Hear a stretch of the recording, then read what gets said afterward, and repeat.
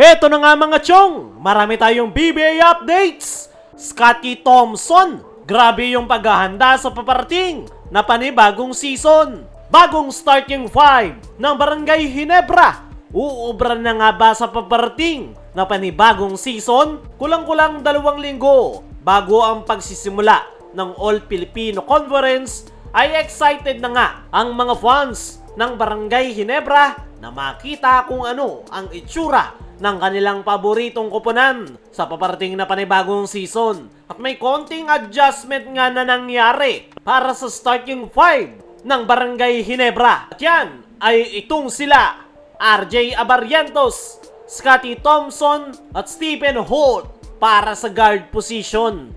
Para naman sa kanilang front court ay itong kanilang stretch big na si Troy Rosario at Japet Aguilar. Kung mapapansin nyo mga chong, halos walang pinagbago sa starting five ni Coach Tim. Ang kaibahan lang ngayon ay 3 guard combination ang gagawin ng Barangay Ginebra. Dati na yung ginawa ni Coach Tim sa kanyang koponan with LA, Scottie at Stanley Pringle. Napakabilis ng kanilang naging opensa at more on run and gun. At mukhang ganyan nga muli yung gustong makita ni Coach Tim para sa Barangay Ginebra, kung saan ito nang si RJ Abarrientos ang pumalit sa trabaho noon ni LA Tenorio, kung saan sa kanya magsisimula yung flow ng kanilang opensa.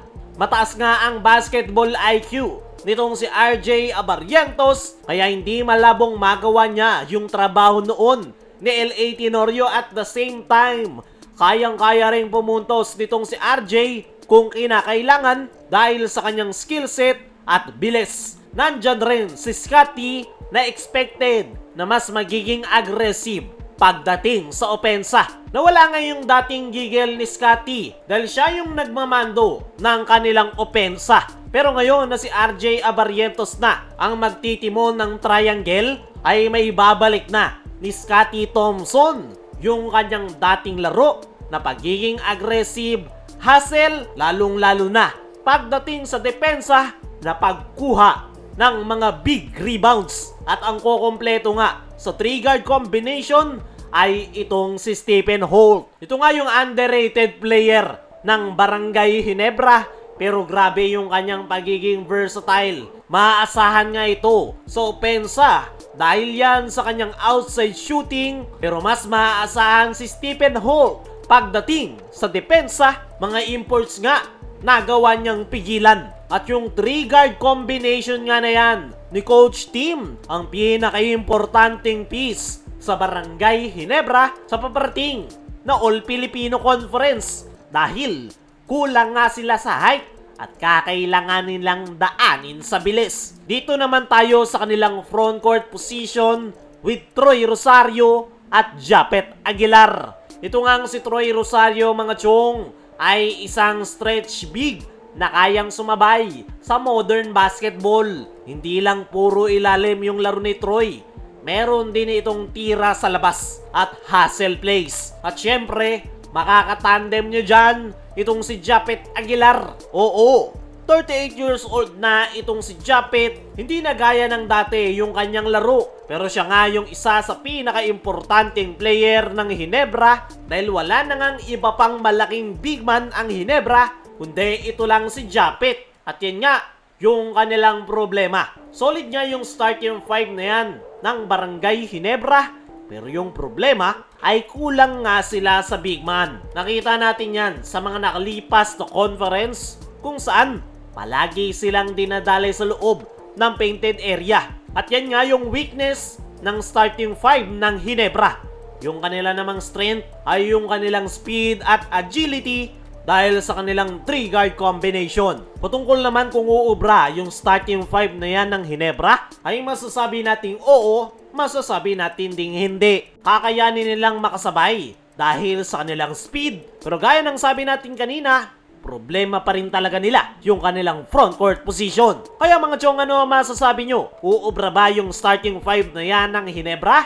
I-comment mo lang dyan sa ibaba. Pasadaan naman natin ng mabilis lang, Scottie Thompson. Grabe yung paghahanda sa paparating na panibagong season. Ito ngang si Scottie Thompson mga chong, ang isa sa ine-expect na magpapakitang gilas para sa Barangay Ginebra. Kaya naman, sa team practice ng kanyang kupunan ay extra workout ang ginagawa nitong si Scottie para maipagpag ang kalawang at may balik sa kondisyon ang kanyang katawan. Alam naman nating lahat mga chong na si Scottie Thompson ang isa sa pinaka-importanting player ni Coach Tim Cone para sa kanyang kupunan.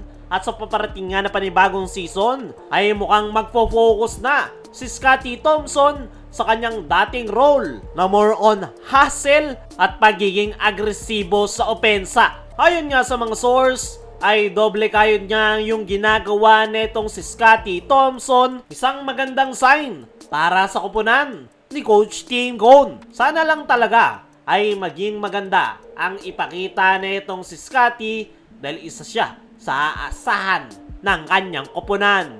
Kaya mga chong, ano ang masasabi nyo? Napuspusa na yung paghahandang ginagawa ni Scottie Thompson para sa Barangay Ginebra.